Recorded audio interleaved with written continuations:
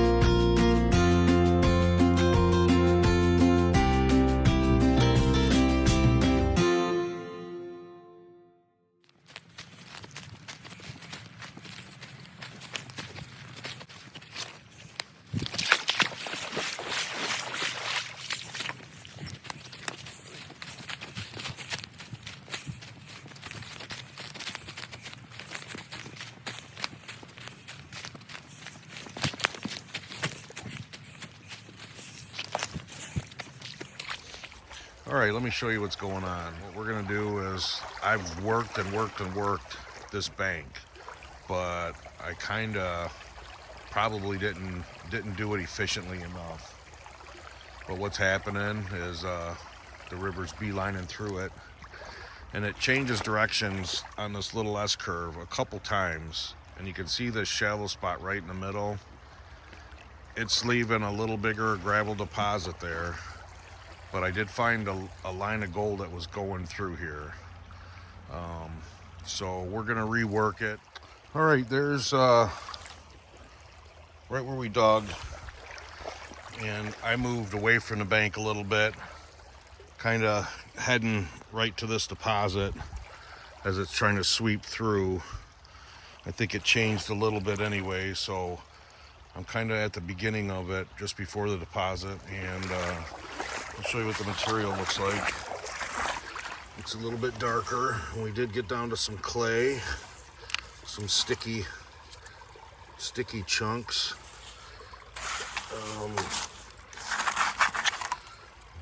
There's a little blacker sands. So let's classify this out, and we'll pan her out. Pan number one. Let's see what we get.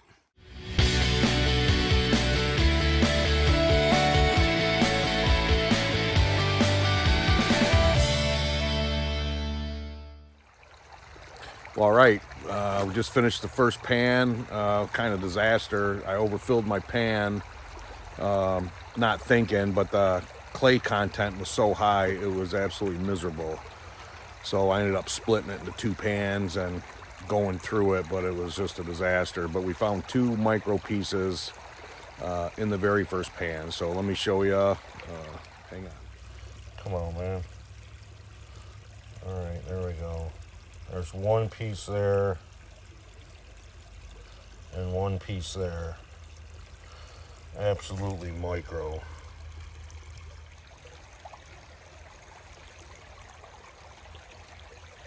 Two in the bottle. I'll take it.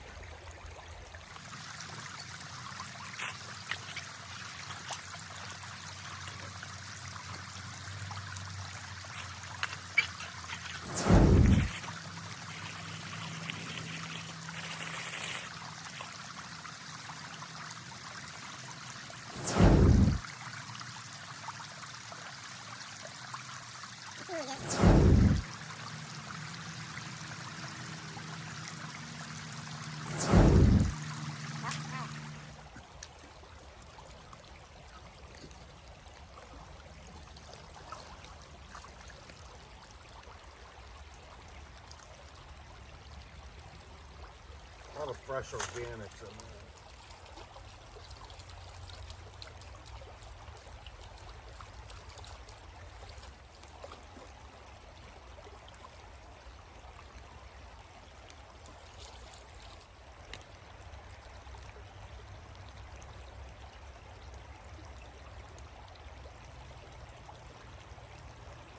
Garnet.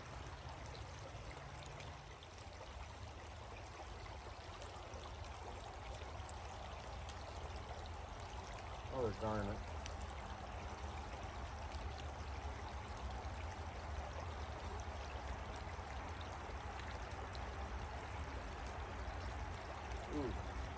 piece of wire.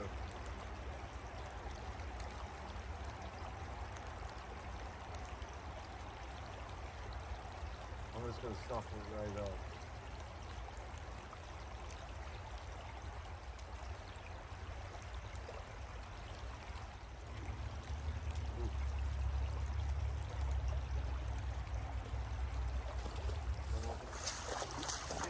Decent piece, couple garnets, and a couple other small pieces. Let me see if we can show you in the pan here.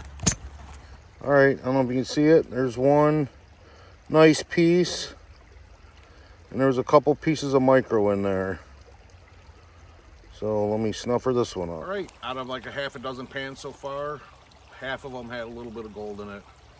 One semi-nice piece in it. So, oh, and a couple garnets. So not too bad. So far. So I'm gonna take a fiber, get warmed up a little bit, and then we're gonna resume. All right, out of this hole, we're just gonna take another pan full out of it, so we can get a little bit more.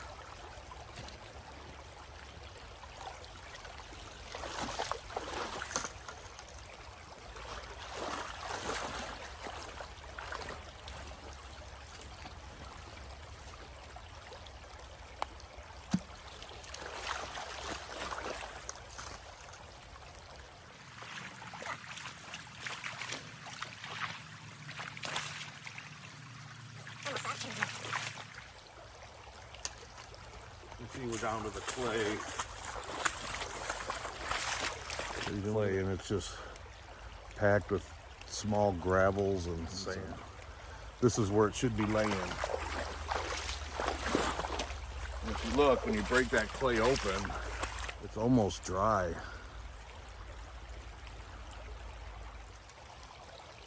The key is you got to break all that clay up.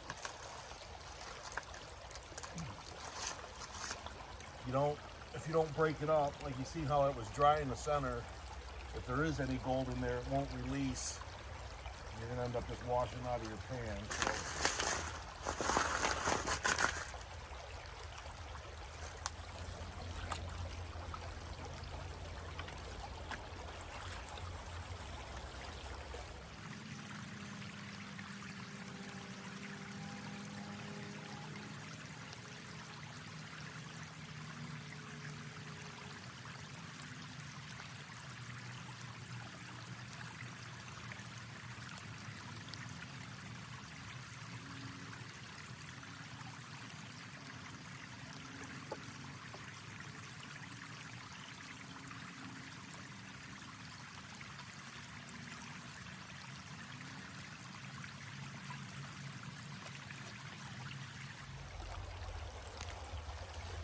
More garnets and a couple little pieces of gold.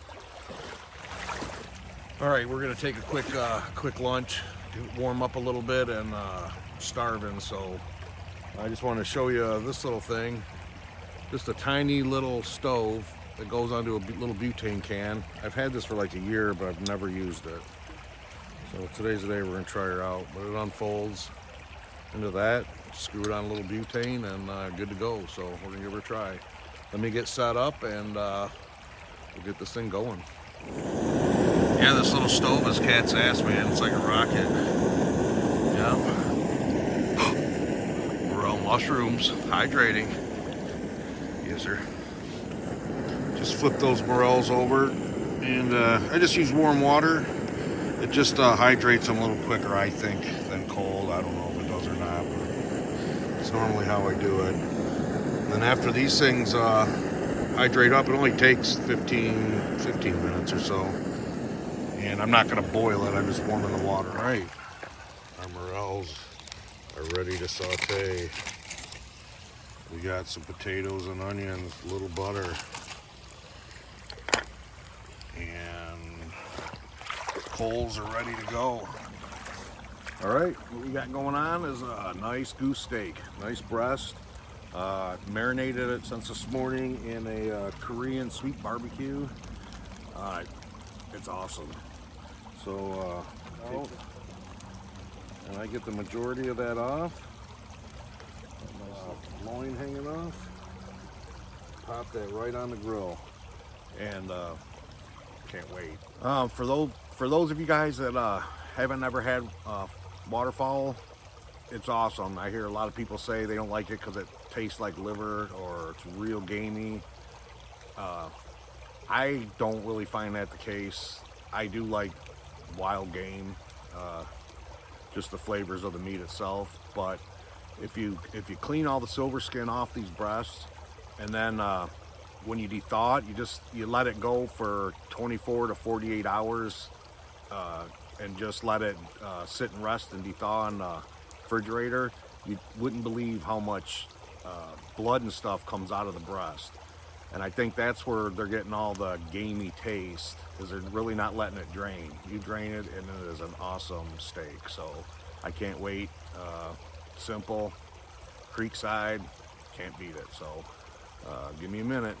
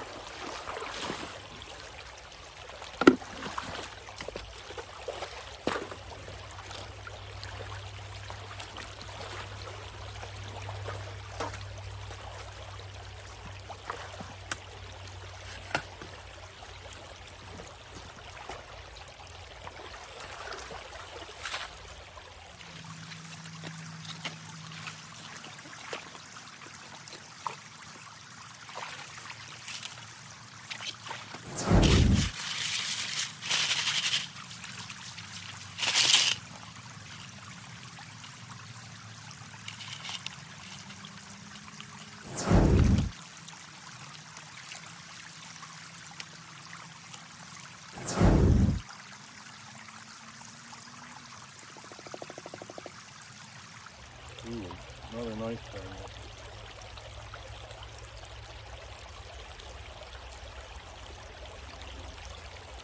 Another piece of gold.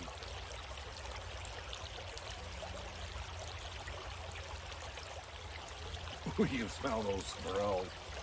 Dang. There was a couple pieces of gold and maybe 6 garnets. Small, but garnets.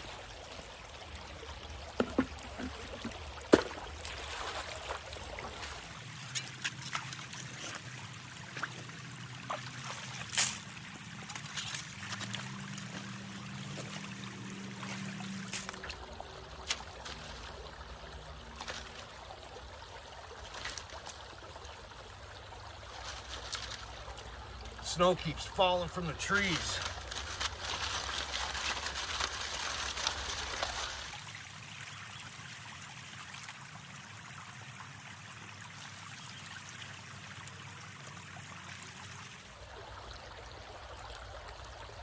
Ooh. Another little piece of gold.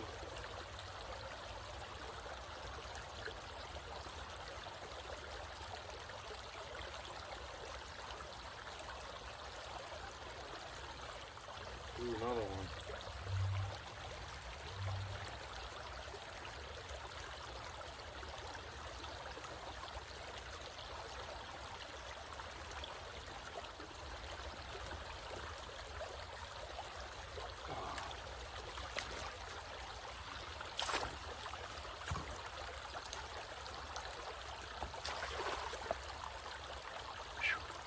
That was like 3 or 4 micros on that one. All right, soup's on. Ideally, you want to make sure your goose breast is not overcooked for sure. You want it medium throughout or rare. So I think we're pretty close. Mushrooms and potatoes and onions, they're all set. So I can't wait. I'm gonna get this stuff plated out. Take a look. 2 thumbs up on the little camp stove. As long as you're careful, because it is small, but it is perfect. Take a look at that, how it turned out. Look at that. That is just gorgeous. Smells even better. I'm sure it tastes even better. Man, that just looks like a postcard from heaven. Wait. Now that looks like a postcard from heaven. Oh man. That tastes incredible. Big old Moreau.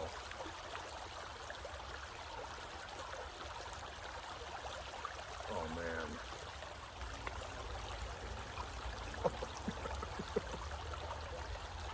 This is almost a prime.